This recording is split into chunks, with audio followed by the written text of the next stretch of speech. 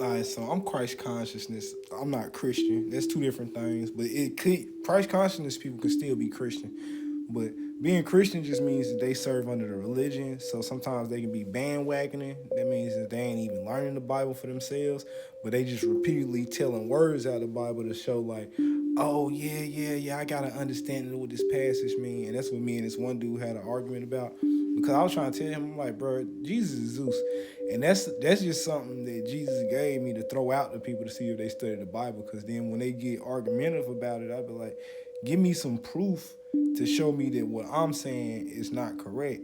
Because I can give you proof that what I'm saying is correct. And I can use the same Bible that you talk from, because they mention his name several times before he's born, but they mention his name under different deities.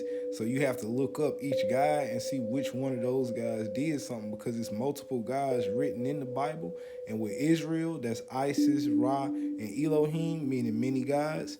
So check this out. This is what Gnostic is. It means that you break the gnosis. You seen God already. You seen like the face of God, but with it being in the sun, they tell you if you look up sun gazing that when you sun gaze, it's gonna turn you blind. It doesn't turn you blind. It's just gonna make some people see some shit that they ain't never seen before, because they gonna actually see demons inside of people's face if they can't get into the light. Because it's something in their mind that doesn't let them get all the way into the light. Now, this right here on the Olympic stage, 2024, notice that they done announced the end of the world about 3 times since the millennials got here. They announced the end of the world the year 2000, 2012, and 2020. So those 3 different times that they announced it when they was checking human rationality. When I say that, I'm talking about they was trying to see if announcing on national TV the end of the world would drive people crazy. Because what it did was it made people think rational still. And I'd be like, those 3 times that they announced it, people still stood in lines at the stores. It was a couple people acting crazy, but the world didn't go too crazy, because that was a test to see, do we got their control? Now, this right here is them worshiping Zeus, because it's the Olympians. They have to do something to worship the gods, and this is during the Olympics. Now, Baal is in the Bible. Baal is who the golden calf represents. That's who Moses and them made with Aaron. Moses' brother made a golden calf for the Canaanites to stop the war for peace. And Moses was upset about that because he felt that you shouldn't have any type of symbolism or any statues for the gods. And Moses was getting some of the stuff that he was saying incorrect, because he was talking to God, but he also was creating his own laws, because Moses was human.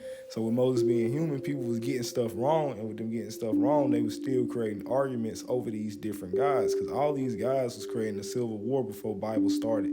So they was trying to come together in peace in heavens. So they was trying to combine different realms. And then this is another thing that describes who he is. Where Baal is, this tells you that he's the thunder god. Zeus is considered the thunder god. And then in Daniel chapter, Zeus was called Marduk.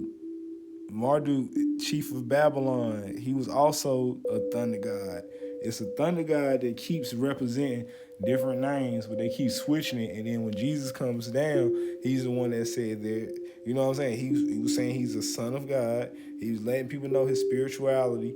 And the people that didn't understand his spirituality, at first he thought he was God, because he was trying to understand it. Like his mother had told him an affirmation at the beginning. So she told him an affirmation saying that he was a child of God. With her saying that, she was like mentioning like God is always gonna watch over you. He was looking and searching. They take out the chapters where he go and learn from Hindus and all these different religions, and then he come back and he had like a tribe of females following him and all that. Like the Gnostics is people that look up texts that's outside the Bible to find the psychology of them. Because Jesus was going through like multi-personality disorders. He was going through bipolar disorders. He was going through like a lot of torment in the mind. Because when he's in the desert, he's talking to Satan by himself.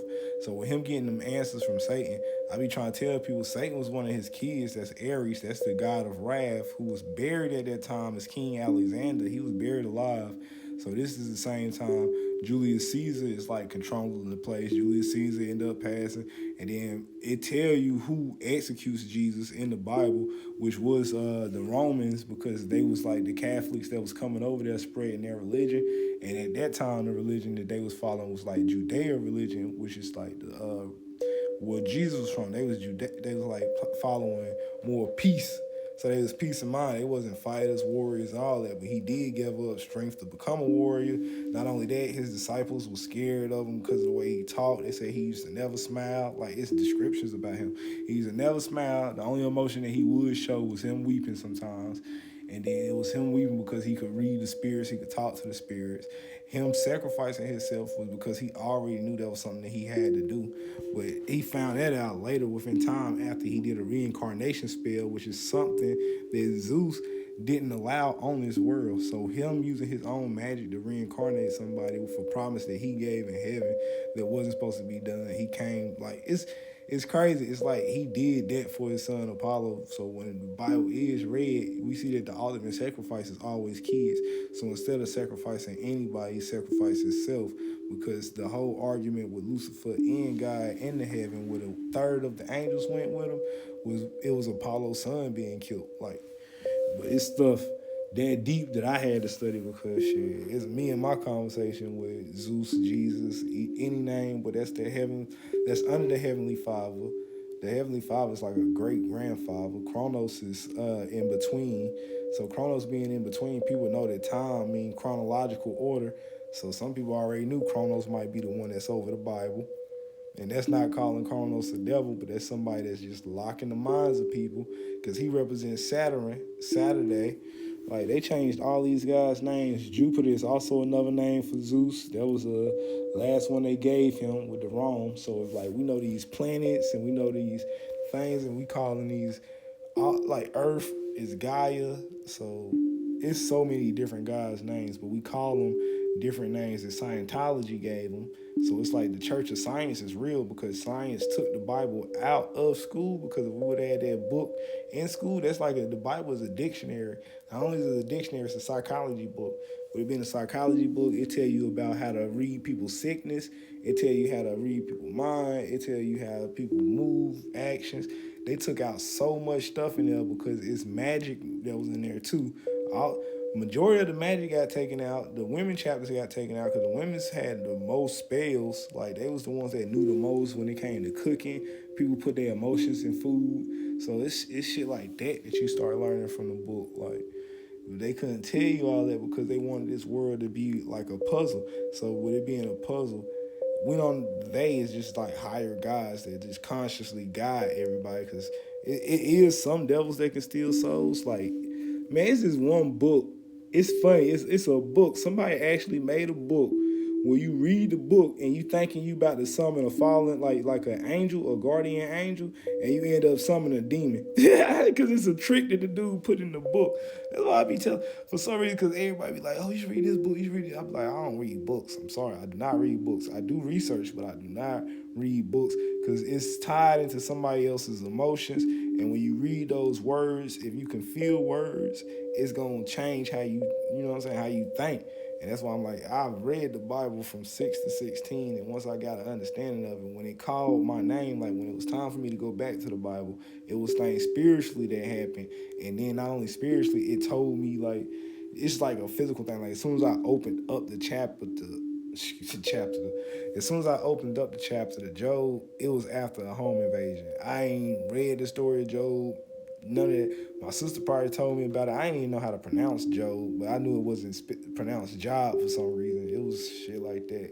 So maybe I heard it years ago or something, but I'm reading and I'm like, this why a home invasion happened? Because some put me in a corner during the home invasion while these people running back and forth stealing my stuff, because they done drugged me on the ground, all that, snatched the hoodie up.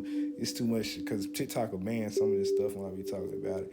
Well, when I was sitting in the corner, it was like such a calm feeling. My whole life flashed before my eyes and stuff, and it was a calm feeling of like, let them take this stuff. They need this more than you, and it's not gonna bring them no value. And plus, the funny thing, at the time, we had bed bugs, so it's like all this stuff that y'all stealing, y'all don't know even what y'all taking with y'all. So y'all gonna mess up y'all whole crib. Go ahead and get it. Y'all took all my jewelry. I had like 30 pairs of shoes, all that, but then the home got infested by termites and bed. Like, we was in a whole haunted house almost, for real, because my grandma passed and spoke tongues in that mug, and I don't know what got released out of her, but something changed that whole crib, like, for real.